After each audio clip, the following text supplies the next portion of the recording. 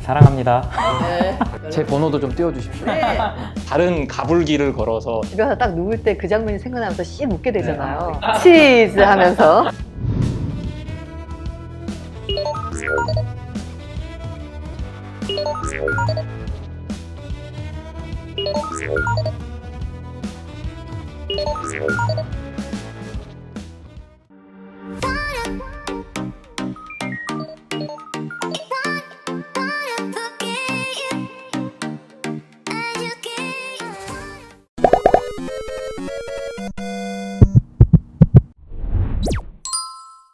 정말 세 분 다 무시무시한 분이 564분이 지원하셨어요.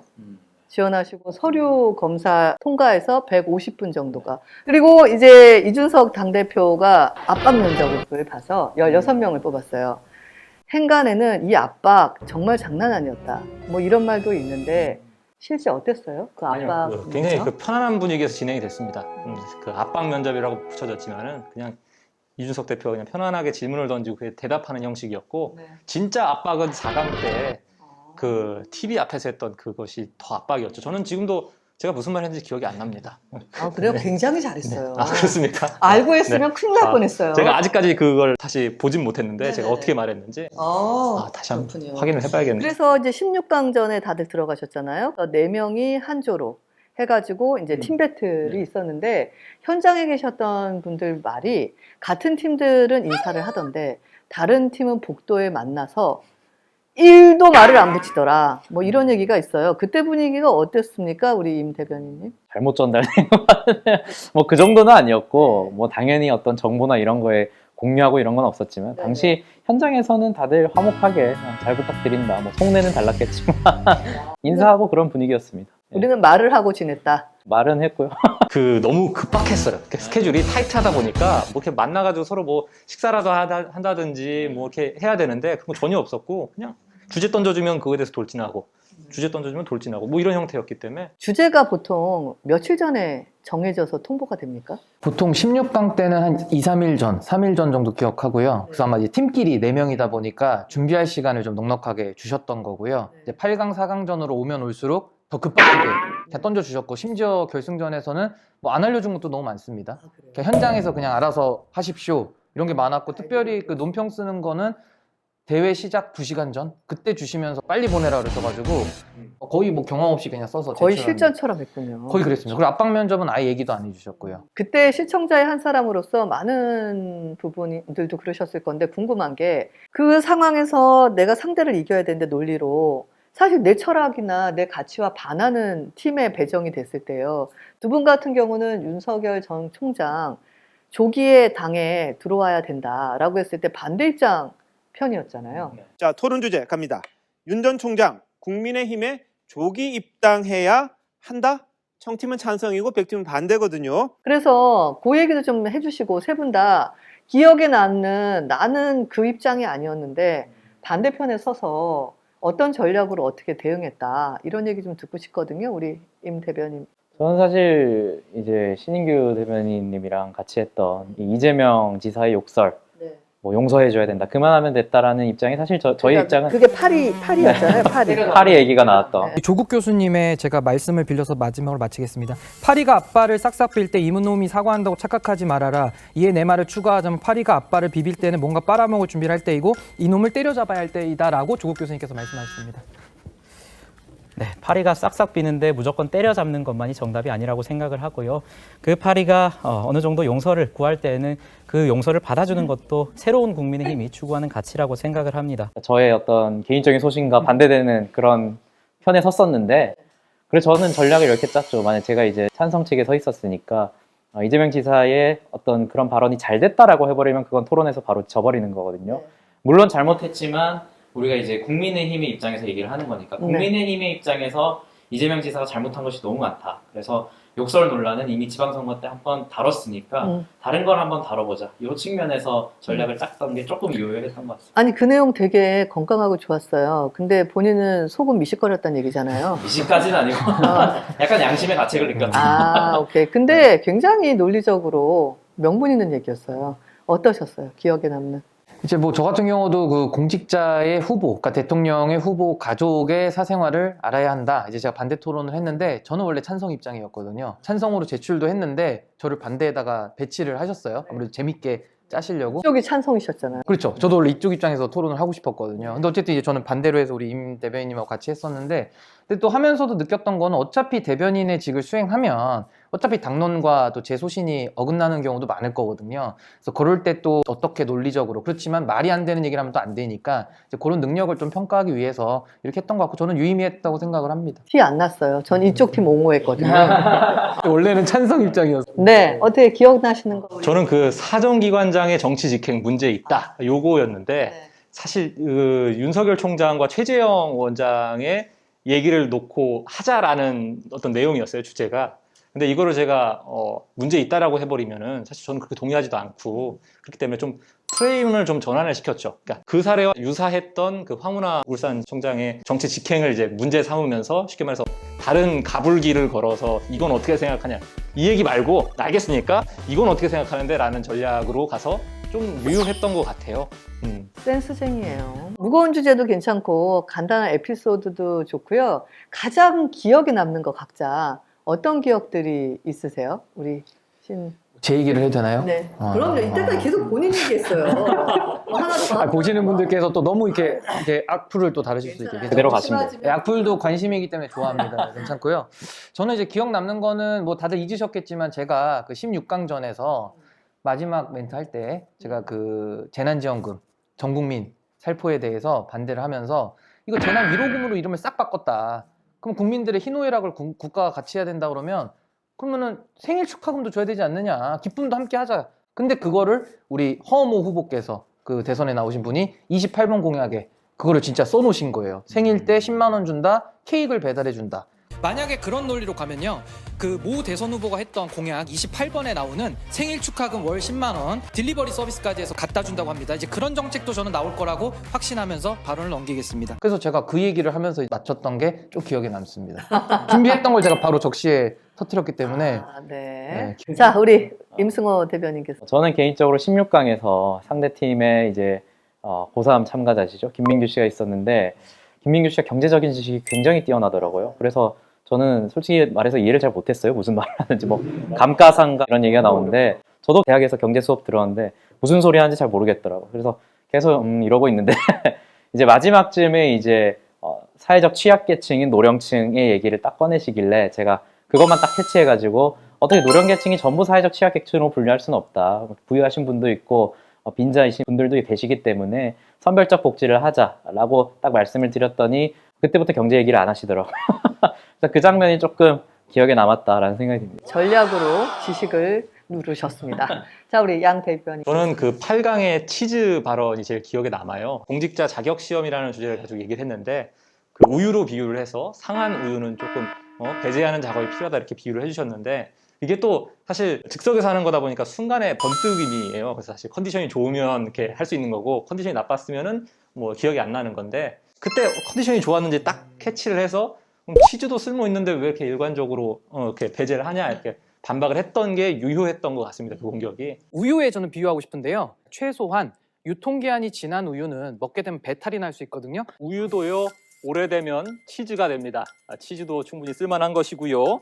공부 못한다고 반장 선거 입구 컷하는 일은 없어야 된다 이렇게 말씀드립니다. 그래서 그때 컨디션이 좋았나? 아, 네, 그럴 땐 네. 집에 가서 딱 누울 때 그 장면이 생각나면서 씩 웃게 네, 되잖아요. 이렇게. 치즈 하면서. 저는 피자를 못 먹어요. 이제 치즈 생각나면. 근데 제가 그 테레비 프로를 보면서 감동한 게 있어요. 저한테 대변인이라는 것에 선입견이 좀 있었더라고요. 몰랐는데. 그러니까 말을 되게 잘하는 사람. 근데 그 말을 잘하는 사람이라는 거 안에 철학과 가치가 되게 또 때론 지식과 전문 지식과 이런 게 두텁게 함께 하는 사람이라는 것은 좀 분리되어 있었어요. 근데 세 분이 이렇게 토론 배틀 하는 거 보면서 어떤 문제에 대해서 많은 정보를 가지고 종합해서 단순 배달하는 차원이 아니라 자기의 철학과 가치를 곳곳에서 녹여내는 것을 보면서 아, 전문 지식을 갖고 있는 달변가들의 말의 힘이 얼마나 큰지를 제가 사실은 느꼈고 저보다 후배분들이신데 반성을 되게 많이 했습니다.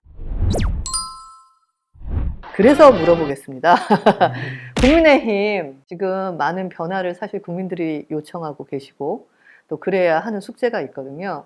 국민의힘이 우선적으로 해야 될 혁신 아젠다. 나는 이거라고 생각한다.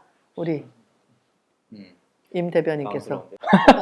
당 대표님께 주문해야 될 걸 저한테 물어보시니까 아젠다라고 하면 뭐 키워드로 좀 말씀드릴 수 있을 것 같은데 저는 뭐 인터뷰에서도 언론 인터뷰에서도 많이 말씀드렸지만 이 시대에 필요한 아젠다는 통합이다. 지금 보면은 사실 사회가 계속 갈등의 국면으로 가고 있다고 봐요. 성별 갈등이라든지 뭐 세대 갈등이라든지 모든 사회가 지금 대립하는 구도로 또 코로나 사태가 터지면서 더 이렇게 되고 있는 것 같은데 저희가 추구해야 될 가치는 이 갈등의 측면을 조금 이제 조정을 하고 국민들이 화합하고 통합할 수 있는 아젠다를 계속 던져줘야 되지 않을까 생각합니다. 아니, 제가 두 가지 질문을 드리려고 했어요. 그러니까 국민의힘이 우선적으로 해야 될 혁신 과제가 뭐냐, 그리고 미래에 가지고 갈 과제가 뭐냐. 그러니까 이제 자기 내부 성찰이 끝나야 미래에 뭘 가져갈 수 있잖아요.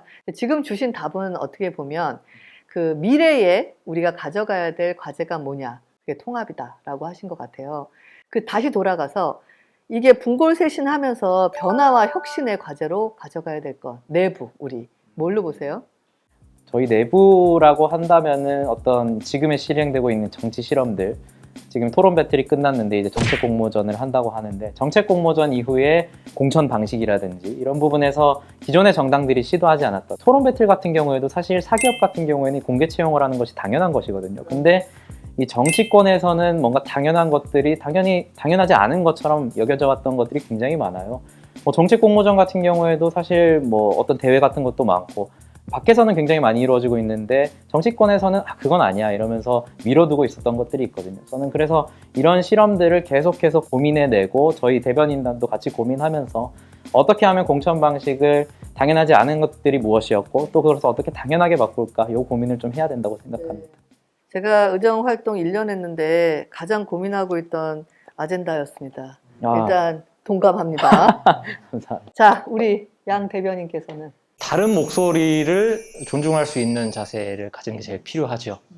지금 뭐 사실 민주당 같은 경우에는 조국 사태가 제일 좋은 얘기했습니다만은 뭐 조국 사태에 대해서 반성한다라고 초선 의원들이 나와서 얘기를 했을 때 거기서 이제 기존과는 다른 목소리였잖아요. 그 다른 목소리가 나왔을 때 이제 때려잡고 바로 초선 오적했죠. 네, 탄압을 하게 되면은 정당이 너무 순수성만 강조하다 보면은 외연 확장이 불가능한 건데 그렇기 때문에 나와 다른 목소리를 존중하고 새로운 피가 수혈되는 걸 인정하고 이러한 자세가 제일 당 내부적으로는 필요하지 않겠나 생각을 합니다. 그리고 그 작업을 지금 하고 있는 것이고요. 그것이 가장 필요한 혁신이고 미래를 위해서 우리가 가져가야 될 과제로는 지금 어떤 정책이 가장 절실하냐라고 이렇게 질문하신 걸로 이해를 했는데요. 저출산 정책이 최고죠. 시종일관. 네, 시종일관. 이거는 저는 저출산 무세라고 불러도 됩니다. 왜냐하면 MZ 세대의 가장 핵심적인 관심사예요. 제가 이 문제만 정치권에 계속해서 어필하고 이 문제가 정치권에서 논의될 테이블에만 올려도 저는 지금 이 대변인 한 거의 역할을 거의 200% 이상 초과해서 성공을 한 것이고 이거는 계속해서 제가 말씀을 드릴 겁니다. 저는 양 대변인께서 결혼을 하게 되면 꼭 신부 되시는 분을 만나고 싶어요. 그래서 각오가 어떻게 되어 있는지랑 몇 명의 자녀가 태어날지 제가 눈여겨보도록 하겠습니다. 자, 우리 신 부대변인께서 제가 이제 앞부분에서는 조금 분위기를 좀 띄우기 위해서 가벼운 모습을 많이 보여드렸는데 지금은 이제 혁신의 문제를 물어보셨기 때문에 사회를 보기 시작합니다. 아닙니다. 그래서 조금 요거는 제가 진지하게 들어가겠다는 거 미리 말씀을 드리겠습니다. 저는 보수 혁신은 이건희 회장께서 돌아가셨지만 그 프랑크푸르트 선언, 그 신경영이라고 부르는 뭐 다 바꿔야 된다라는 이제 저는 거기서부터 이제 출발을 해야 된다는 일단 문제의식을 갖고 있고요. 그러면 보수가 왜 그동안 이렇게 고전을 면치 못하고 또 국민들의 높은 비호감을 받을 수밖에 없었던가? 저는 보수가 그동안 고민을 안 했다고 봐요. 그러니까 고민이 없었습니다. 배가 따뜻했고 국민들의 아픔이 우리한테까지는 오지를 않았던 겁니다. 그러니까 우리를 위한 정치만 했고 그들만의 정치를 했었던 겁니다. 근데 지금 이제 보수가 많은 어려움을 겪으면서 고민을 하기 시작했고 그러면서 이제 보수의 새로운 가치 이런 거에 대한 눈을 좀 뜬 것 같습니다. 지금은 이제 그게 이제 혁신으로 지금 나타나고 있는 거고요. 그래서 저는 앞으로도 이 바람이 계속 저는 불어야 된다는 생각을 갖고 있고요. 그리고 앞으로 미래의 과제는 아까 제가 서두에도 말씀드렸듯이 지금 문재인 정부가 못하고 있는 거 이제 그걸 저희가 풀어내야 됩니다. 그래야 차별화가 생기는 거고요. 그게 아까 말씀드렸던 문재인 정부는 뭐 검찰개혁 뭐 검찰 장악이라고 저는 부르지만 그들은 검찰 개혁이라 하지만 이제 그런 것들 국민들의 삶과 동떨어진 얘기들만 자꾸 하고 있는데 우리는 아까 말씀드렸던 교육 일자리 미래의 문제죠. 미래 세대들의 교육 문제부터 일자리 연관돼 있기 때문에 그게 또 저출산을 해결하는 비결이 되고요. 또 하나는 지방 분권이죠. 이 집값을 잡으려고 그러면 주택 정책만 계속 두들겨 때려가지고는 안 잡히거든요, 사실은. 그럼 지방의 국토를 어떻게 효율적으로 쓸 것인가 이런 고민. 그러면서 정치 개혁이 돼야 이런 사고와 가치와 철학을 갖고 있는 젊은 인재들, 또 정치 신인들이 정치권으로 진입할 수 있기 때문에 전 아까 말한 정치 개혁 부분도 놓쳐서는 안 된다. 이렇게 저는 생각을 드립니다. 칠까요? 뭐 집에 가도 될 것 같은데요, 이제. 2번 출연하더니 갑자기 이걸 지금 2번 출연하더니 쳐야 할 타이밍인 것 같았습니다. 5조 MC를 하고 있어요. 좀 길었습니다. 예. 근데 말을 너무 잘하셔서 저게 아마 부분 편집은 힘들고 통편집 정도로 가야 될 것 같습니다.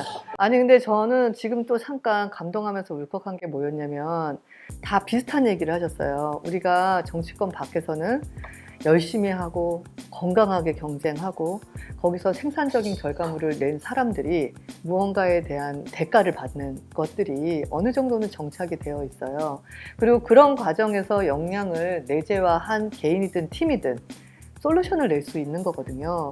사실 지금 그런 식으로 우리 정치가 바뀔 수 있도록 계속 혁신해야 되고 그 결과 정말 국가와 국민을 위한 정책들을 내서 비전 제시해야 된다라고 요약이 되는 것 같아서 정당 하나 만들까요? 아니요, 국민의힘을 변화시켜야 됩니다.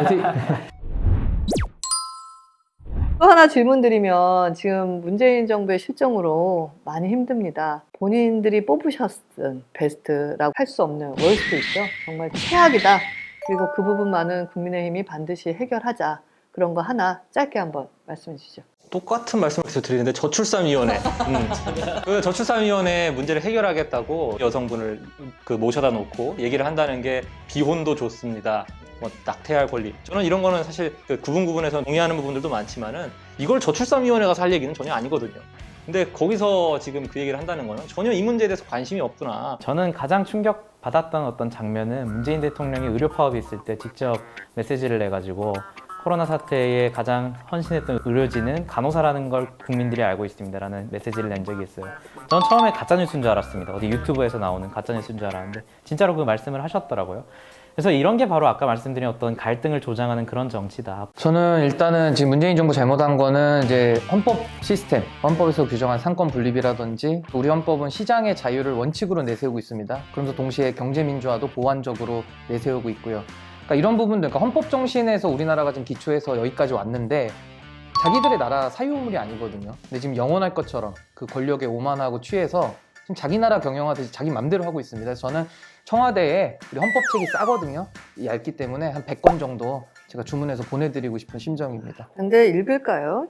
읽어야죠. 이제 앞으로 방송 출연도 하실 것이고 논평도 내셔야 될 것이고 다양한 활동을 하셔야 되는데 자기 색깔이라는 게 있어야 되잖아요. 아무리 당을 대변한다고 해도 그러려면은 특정 전문 분야가 됐든 아니면 강점이 됐든 그런 것들이 있어야 된다고 저는 봐요. 각자 생각하시는 나의 전문 분야, 나의 강점 이거다. 한번 말씀해 주시죠. 저는 제가 가진 강점은 요즘 젊은 사람들의 생생한 언어로 전달할 수 있는 그 능력이라고 생각합니다. 그럼 우리 못 알아듣지 않을까요? 네, 그래서 이제 젊은 세대가 사실 정치에 지금 사실 관심을 많이 갖게 되고 있고 참여하고 있는 물결인데 그 물결에 일조할 수 있는 능력이 사실 우리들의 언어, 2030의 언어로 전달할 수 있는 능력이라고 생각해요. 그래서 그 부분에서 제가 노력을 해서 전달을 하겠습니다. 저는 이제 많은 국민들께서 이제 이준석 대표님한테 어떤 느꼈던 감정은 토론회에 나가가지고 상대방의 논리를 치밀하게 파고드는 그런 모습에서 소위 사이다적인 발언이 많았다라고 생각을 해요. 또 제가 이제 방송에 나가게 된다면 이제 민주당이나 어떤 여당의 패널들을 많이 만나게 될 텐데 이준석 대표만큼의 어떤 사이다는 그런 청량감은 드리지 못하겠지만 따라는 한번 가보겠다라는 말씀을 드리겠습니다. 예, 저는 이제 법률가다 보니까 이제 법치 행정, 그러니까 대통령도 헌법 아래 있다라는 거를 저는 조목조목 날카롭게 좀 꼬집고 싶고요. 그리고 저는 거기에 머무르면 안 된다고 봅니다. 우리 보수가 매력을 회복해야 되는데 저는 그 출발점이 진정성, 그리고 좀 친근함. 그래서 저는 이제 친구 같은 그런 대변인이 되고 싶기 때문에 방송 나가더라도 민주당 패널들을 싸울 땐 싸우더라도 또 친구처럼 또 잘 지내도록 한번 해보겠습니다. 예능까지 노리는 거 아니에요? 뭐 섭외 주시면 저는 시간이 많기 때문에 다 나갈 수 있습니다. 시간이 많아요 요즘에. 알겠습니다. 마지막입니다. 국민 여러분들께서 굉장히 높은 시청률을 보내주셨던 것은 여러분들을 좋아하셔서예요. 근데 다른 분야도 아니고 정치 분야에 나와 있는 대변인 분들을 좋아했다라는 이유는 뭐냐면 여러분 모두에게 희망을 보신 것이고 새로운 기대를 걸고 있기 때문이거든요. 자, 마지막으로 우리 카메라를 보시고 국민 여러분들께 전하고 싶은 얘기 한마디씩 전해주시죠, 우리. 국민 여러분, 제가 뭐 대단한 어떤 엄청난 능력을 보이긴 힘들더라도 기존의 정치권에서 해오지 않았던 방식들을 적극적으로 도입하겠습니다. 감사합니다. 사랑합니다. 저기 여자친구 없으시죠? 많이 외로워서. 이제 생길 거야. 카메라에. 이제 생길 거야. 그게 아니라 눈빛 그윽하게 해야지. 사랑합니다. 이것은 저 아직 연애를 안 하고 있습니다로 들립니다. 그 사랑합니다만 한 번 더 해주세요. 그윽하게. 네, 사랑합니다. 네. 연락 주세요. 네. 저는 좀 보수가 좀 매력이 있어졌으면 좋겠습니다. 그러니까 저도 조금 더 이렇게 기존의 이미지와는 다르게 정말 국민 여러분들 앞에 좀 유머와 위트 그리고 또 날카로움과 그런 센스 이런 것들을 좀 보여드려서 속에서 좀 열불 안 나도록 제가 열심히 하겠습니다. 감사합니다. 네. 방송국 PD 여러분, 특히 연예계 예능 쪽 연락 주시기 바랍니다. 제 번호도 좀 띄워주시고. 지금 바로 자막 처리하도록 하겠습니다. 네. 국민 여러분 안녕하십니까? 그 12만 콜이라는 뜨거운 성원을 보내주신 거는 기존의 이제 진영 논리 말고 일관된 논리, 철학을 가지고 새로운 정치해보라는 관심으로 제가 이해를 했습니다. 그 기대에 부응할 수 있도록 최대한 노력하겠습니다. 감사합니다. 오늘 방송이 나가면 바로 연락이 오실 것 같아요. 한 번 더 초대해달라고. 옳은 소리가 TV조선을 능가해야죠. 저는 그렇게 생각합니다. 굉장히 어려운 시기에 젊은 청년들에게 대한민국의 미래의 희망을 거시고 당대표부터 시작해서 우리 대변인들에게 기대와 사랑과 성원을 보내주신 모든 국민 여러분들께 진심으로 감사드립니다. 국민 여러분들이 나라 걱정하시지 않는 그날까지 국민의 힘과 여의도 연구원은 함께 뛰겠습니다. 빠르고 뛰어난 데이터 언박싱 초대박 초대박 초대박